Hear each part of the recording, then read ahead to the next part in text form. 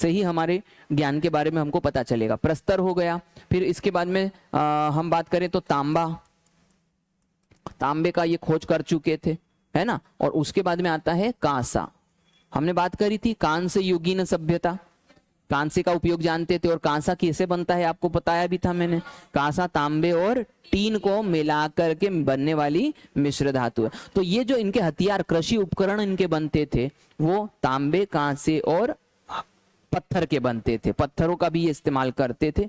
इसके बाद में हम बात करें कि जुताई का जो तरीका था वो कैसे थे, कैसे जुताई करते थे। जुताई का तो आप मतलब समझते हो ना, खेतों को तैयार करने के लिए हल चलाया जाता था, अभी जो हल चलाया जाता है उसको जुताई कहते हैं, सही बात है ना। तो ये कैसे करते थे, ये सोचने वाली बात है। क्या ये हाथों से करते थे, क्या इन्होंने हल की खोज कर ली थी, क्या इनके पास हल थे? हाँ बिल्कुल थे। जुताई का तरीका क्या है, प्रायः हल से करते थे। प्रायः किससे करते थे, हल से, हल से जुताई करते थे। यानी कि हमको ये पता है कि ये हल इस्तेमाल करते थे, तो हमको कैसे पता चला कि ये हल इस्तेमाल करते थे? हमको बिल्कुल साक्ष्य मिले, आ रहा है कि नहीं समझ में? हमको हल के क्या मिले हैं, साक्ष्य मिले हैं, बने हुए हैं। तो कहां कहां बने, जुते हुए खेत के साक्ष्य पहली बात तो कहां मिले। पहला तो सबसे प्रश्न ये आता है कि जुताई का तरीका, तो आपको कैसे पता चला कि ये जुताई करते थे, सही बात है कि नहीं। तो जुताई, जुते हुए खेत के साक्ष्य हमको जो है कालीबंगा में मिले हैं। कहां पर मिले हैं, कालीबंगा में मिले हैं। जुते हुए कालीबंगा में हमको जुते हुए खेत के साक्ष्य मिले हैं। तो बोले सर कैसे मिले होंगे, क्या हुआ होगा? तो देखो, जब भी जो है ना खेत की जुताई होती है तो वो नालियां बन जाती है, नालियां बनती है जहां पर हमको, तो वो नालियां जो है वो करीब करीब 7, 8, 10 सेंटीमीटर तक गहराई में होती है। अब आप सोचिए कि यदि कोई खेत है जिसमें फसल लगी हुई होगी और उसको फिर अपन ऐसे ही छोड़ देते हैं तो वो दरारें बनी रहती हैं कि नहीं, ऐसी बनी रहती है। अब वो धीरे धीरे उसके ऊपर मिट्टी चढ़ती गई होगी, जब इन्होंने मिट्टी हटाई धीरे धीरे। और अच्छा, खेत का भी कोई आकार दिखाई देता है, जैसे अपन गांव में खेत देखते हैं तो बाढ़ दिखती है, मेड़ दिखती है, सही बात है कि नहीं। तो ऐसे कुछ उभरे हुए हिस्से इनको दिखाई दिए, जिससे पता चला कि यहाँ पर खेत थे। और जब उन्होंने आसपास सफाई करी धीरे धीरे, अच्छा जब ये सफाई होती है ना, पुरातात्विक खोज होती है, तो ये ऐसे नहीं होती कि ले गेती पावड़ा चला देह खोद दिया, ऐसा ऐसे नहीं होती।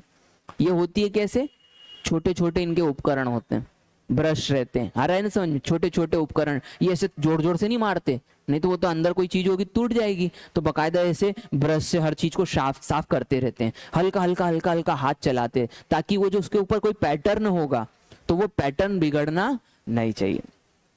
तो ये धीरे धीरे धीरे धीरे जब उनने क्या करा, सफाई करना शुरू करी। अब सोचिए इतनी बड़ी जगह पे सफाई करने में कितना टाइम लग जाता होगा, आ रहा है समझ में। तो ऐसा माना जाता है कि जब मोहनजोदड़ो की जब शुरुआत करी थी खोदने की, तो वो जो 10% हिस्सा है ना, उसको खोदने में 6 साल लग गए थे।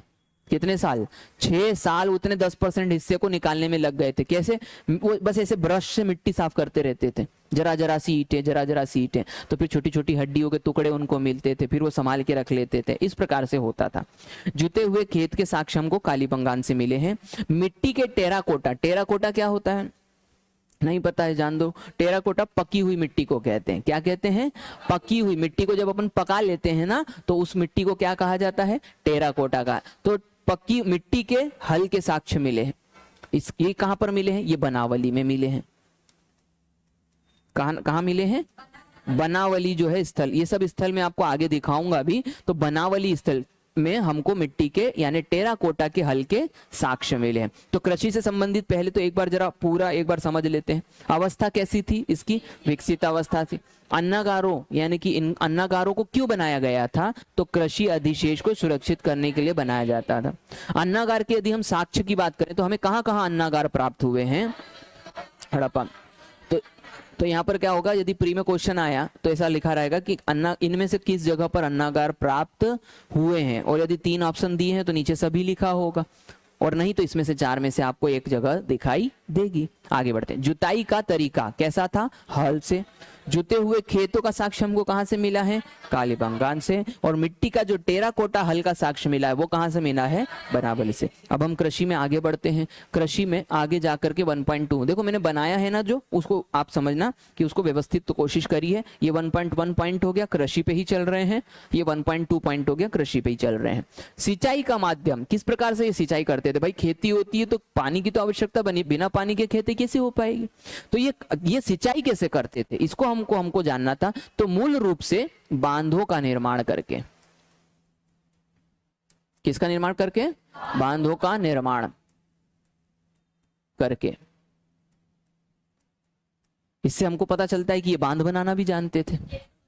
यानी कि आप समझिए, बांध बनाना, किसी बहते जल को रोकना, नदी में कितनी ताकत होती है उसमें, वो कैसे रुकता होगा?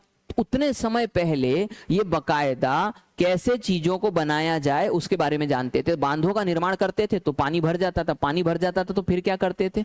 ये नहरें बनाते थे छोटी छोटी। आ रहा है ना समझ में? तो नहरों के भी हमको साक्ष्य मिलेंगे फिर आगे जाकर के। तो बांधों के द्वारा ये सिंचाई किया करते थे। सबसे विशाल बांध हमको कहाँ मिला है? मोहनजोदड़ो में मिला है। कहाँ मिला है? मोहनजोदड़ो से प्राप्त साक्ष्य। ये साक्ष्य प्राप्त, अपन ऐसा लिख देते हैं।